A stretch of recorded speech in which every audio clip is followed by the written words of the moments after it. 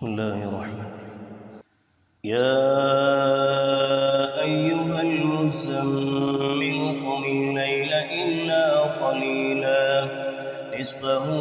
أو انقص منه قليلا أو زد عليه ورتل القرآن ترتيلا إنا سنلقي عليك قولا ثقيلا إن ناشئة الليل هي أشد وطئا وأقوم قيلا إن لك في النهار سبحا طويلا واذكر اسم ربك وتبتل إليه تبتيلا رب المشرق والمغرب لا إله إلا هو لا إله إلا هو فاتخذه وكيلا واصبر على ما يقولون واهجرهم هجرا جميلا وذرني والمكذبين أولي النعمة ومهلهم قليلا إن لدينا أنكالا وجحيما وطعاما ذا غصة وعذابا أليما يوم ترجف الأرض والجبال وكانت الجبال كثيبا مهينا إنا أرسلنا إليكم رسولا شاهدا عليكم كما أرسلنا إلى فرعون رسولا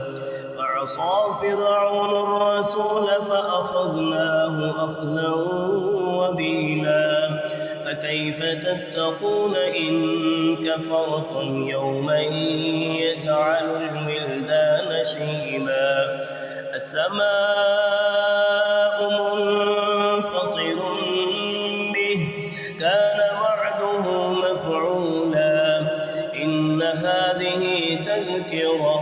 فمن شاء اتخذ إلى ربه سبيلا إن ربك يعلم أنك تقوم أدنى من ثلثي الليل إن ربك يعلم أنك تقوم أدنى من ثلثي الليل ونصفه وثلثه وطائفة من الذين معك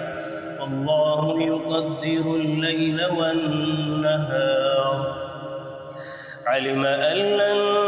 تحصوه فتاب عليكم فاقرؤوا ما تيسر من القرآن علم أن سيكون منكم مرضى وآخرون يضربون في الأرض يبتغون من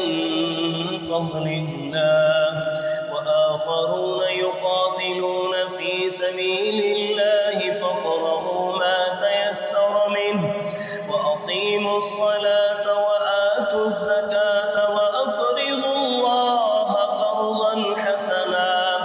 وما تقدموا لأنفسكم من خير تجدوه عند الله هو خيرا وأعظم أجرا واستغفروا الله إن الله